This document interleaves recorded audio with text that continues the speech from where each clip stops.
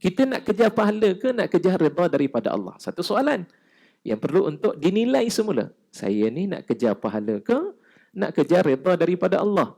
Sebab untuk mendapatkan sesuatu daripada Allah itu, ataupun dalam bab kita beribadah, Al-Imam Al-Ghazali rahimahullah dia membahagikan kepada 3 jenis ibadah dari sudut apa yang kita nak kecapi daripada ibadah tersebut.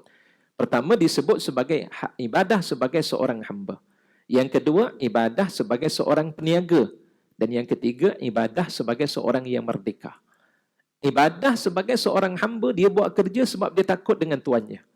Saya buat kerja ni takut nanti masuk neraka, Ustaz. Macam kita kerja, kalau katakan ada seorang hamba, dia ada tuannya. Time tuan datang ketika itu buat kerja sungguh-sungguh. Sebab nanti kalau tak buat, dia akan dihukum, dikenakan tindakan oleh tuannya ketika itu. Ibadah ini namanya adalah ibadah seorang hamba.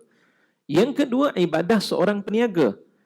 Apa ibadah seorang peniaga yang dia mahukan? Setiap kerja yang dia nak buat ada pahala. Saya buat ni berapa pahalanya ya hari ni? Dapat 20 markah. Dapat 30 markah. Oh, saya kena jaga solat jamaah ni. Jamaah ni 27 kali ganda pahala Allah bagi. Kalau buat bersendirian, belum tentu dapat 1 ataupun mungkin separuh yang akan kita perolehi. Dia kejar semuanya buat kerana pahala. Boleh tak? Jawapannya boleh. Ulama telah menilai bab tersebut. Tapi peringkat yang ketiga yang disebut dengan nama ibadah seorang yang merdeka. Dalam kerja ibadah yang dia lakukan, dia tidak mengharapkan apa-apa pun daripada Allah, bukan kerana istilahnya takut pada Allah ataupun mengharapkan ganjaran daripada Allah, tapi nak bersyukur atas segala nikmat-nikmat yang Allah telah pun berikan kepadanya, dan wajar bagi dirinya untuk bertindak mensyukuri nikmat-nikmat Allah itu dengan melaksanakan arahan-arahan daripada Allah Subhanahu wa taala. Inilah dia ibadah yang terbaik bagi seorang yang beriman kepada Allah, sama ada lelaki ataupun perempuan. Yang penting laksanakan kerja tersebut. Jadi penting pada kita untuk redha pada Allah Subhanahu wa taala. Yang kedua, para hadirin dan hadirat, muslimin muslimat yang dikasihi dan dirahmati Allah, niat itu cukup penting. Kadang-kadang kita baca Al-Quran, kita tidak ada kesempatan untuk membaca Al-Quran, tapi niat itu sudah ada. Allah bagi markah kepada niat tersebut. Allah. Al-Quran tak baca lagi, Ustaz ni hari ke-10 dah, saya masih lagi tak baca sebab saya tak boleh nak membaca Al-Quranul Karim. Ya? Ulama telah mengatakan Al-Quran memang tidak boleh dibaca di saat ketika datang bulan. Itu ijma' para ulama ataupun jumhurul ulama, kebanyakan para ulama tidak membenarkan untuk membaca Al-Quranul Karim. Cuma pandangan daripada Imam Malik mengharuskan. Sebab yang disebut dalam Al-Quran dengan kalimah la yamassuhu illal mutahharun, itu bermaksud menyentuh Al-Quranul Karim, bukan kepada membaca. Itu pandangan. Namun jumhurul ulama mengatakan tidak boleh untuk membaca akan ayat-ayat suci Al-Quranul Karim. Para hadirin dan hadirat, muslimin muslimat yang dikasihi dan dirahmati Allah, letakkan niat, ya Allah, kau berikanlah pahala atas segala keinginan-keinginan yang aku mahukan, maka itu juga akan diberikan pahala oleh Allah Subhanahu wa taala. Innamal a'malu binniyat. Adapun setiap amalan-amalan itu adalah berdasarkan kepada niat yang ada. Peringkat berikutnya, jangan berasa sedih para muslimat yang dikasihi dan dirahmati oleh Allah Subhanahu wa taala. Banyak kerja-kerja yang lain yang boleh menambahkan pahala yang mengalir berbanding dengan orang yang lain. Bila ada tanggungjawab yang besar, maka pahalanya juga akan besar di sisi Allah Subhanahu wa taala. Saya terlupa ada suatu hadis ataupun kata-kata para ulama, sesuatu pahala itu diberikan oleh Allah Subhanahu wa taala min jinsil amal. Al jazaa'u min jinsil amal.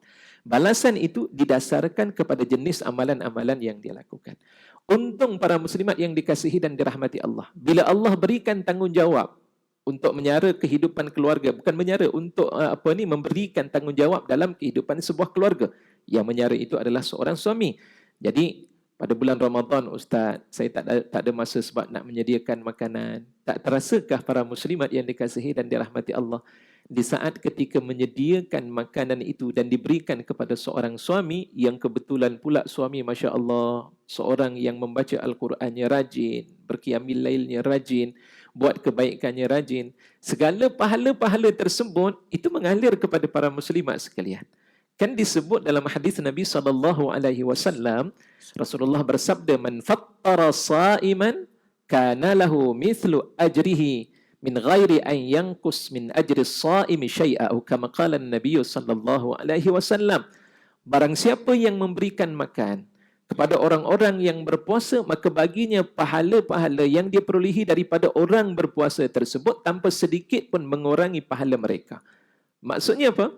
Kalau sekiranya yang berpuasa tadi memang rajin membaca Al-Quran, pahala itu sampai tak dengan para muslimat? Ya Allah, sedikit kerja, pahala yang mengalir ketika itu banyak diperolehi. Ini zaman sekarang ni orang nak buat begitu, buat kerja sikit tapi pahala banyak. Kita boleh buat demikian, para muslimat yang dikasihi dan dirahmati Allah. Lakukan hal demikian, berikan kepada orang lain, berikan makanan kepada keluarga dan anak-anak. Pahala tersebut juga akan mengalir dan dikurniakan oleh Allah Subhanahu wa ta'ala dalam keadaan sedemikian rupa. Subhanallah, untung tak? Jawapannya untung. Dan kemudian ada sebuah hadis yang menarik yang disebut oleh Nabi SAW. Jangan bersedih dan jangan bimbang atas kekurangan yang ada. Tetapi para muslimat dijanjikan oleh Nabi SAW dengan satu syurga yang diberikan pilihan untuk memilih pintu-pintunya. Apa yang dia buat? Idza sallat al-mar'atu khamsaha wa shamat syahraha wa hasanat farjaha wa ata'at zawjaha qila laha udkhulil jannata bi ayyi babin syi'ti atau kama qala an-nabiy sallallahu alaihi wasallam. Apabila seorang muslimat dia menunaikan, menjaga ibadah solatnya, dia jaga solatnya, dia tak buat berjamaah pun tak jadi masalah, dia buat bersendirian di rumah sebagai contoh, dia jaga bab solat. Yang kedua, bab puasa pun dia jaga. Di saat ketika kewajipan itu wajib dilaksanakan, dia melaksanakan ibadah tersebut. Dan yang ketiga, dia memelihara akan maruah dirinya, kemaluannya.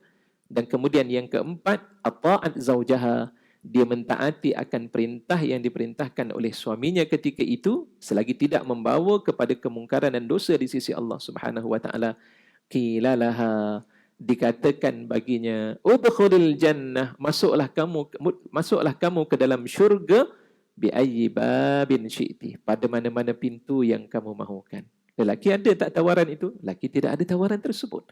Tapi para muslimat diberikan tawaran oleh Allah Subhanahu wa ta'ala dengan hal yang demikian, justru bergembira atas segala kelebihan-kelebihan tersebut. Namun begitu, bagi para muslimin, jangan kita lupa juga untuk melihat semula tentang bagaimana mujahadah dan pengorbanan yang telah dilakukan oleh seorang wanita. Bantulah mereka. Mungkin tak boleh bantu, ustaz, saya tak boleh nak bantu memasak sekali. Memang saya ni kalau nak bangun pukul 4 pagi tu seakan payah sedikit. Tapi macam mana seorang suami untuk membantu isterinya?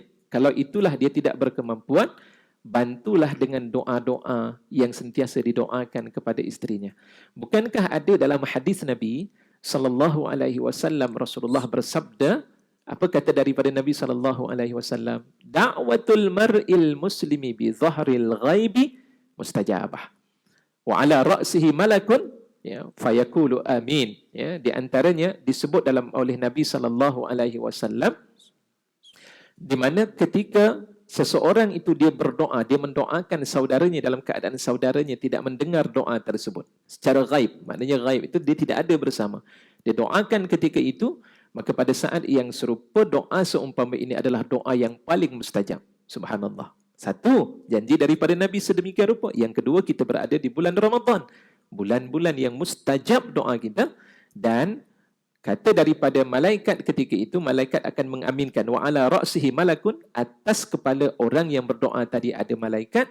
Malaikat akan berkata, walaka bimithl, kamu juga akan dapat doa seperti mana kamu doakan orang lain. Apakah itu tidak menguntungkan? Jawapannya, ia merupakan satu perkara yang cukup menguntungkan sekali. Maka para suami ketika itu doakanlah, ya Allah, ya Tuhanku, kau berikanlah keberkatan dalam kehidupan keluargaku, ya Allah. Ya Allah, kau jadikanlah isteri aku ini isteri yang solehah, ya Allah. Kau jadikanlah dia menerima apapun perkara-perkara yang berlaku dalam hidupnya, ya Allah. Ya Allah, kau jadikanlah dan tambahkanlah kekuatannya dalam untuk beribadah padamu, ya Allah. Doa-doa seumpama itu, insya-Allah akan dikabulkan oleh Allah Subhanahu wa ta'ala. Dan akhirnya akan melahirkan sebuah keluarga yang bahagia dan dapat melaksanakan segala kerja-kerja tersebut dalam keadaan redha dan dalam keadaan menerima hakikat apa yang telah pun ditentukan oleh Allah Subhanahu wa taala. Sebab itulah dalam kehidupan kita, at-ta'awun, saling bantu-membantu itu penting, redha meredai itu penting, dan pada saat yang serupa jangan sampai wujud sifat su'uzzan billah, sangka buruknya pada Allah Subhanahu wa taala, kerana itu akan mengurangi, bahkan mungkin menjauhkan jaraknya di antara dirinya dengan Allah Subhanahu wa taala.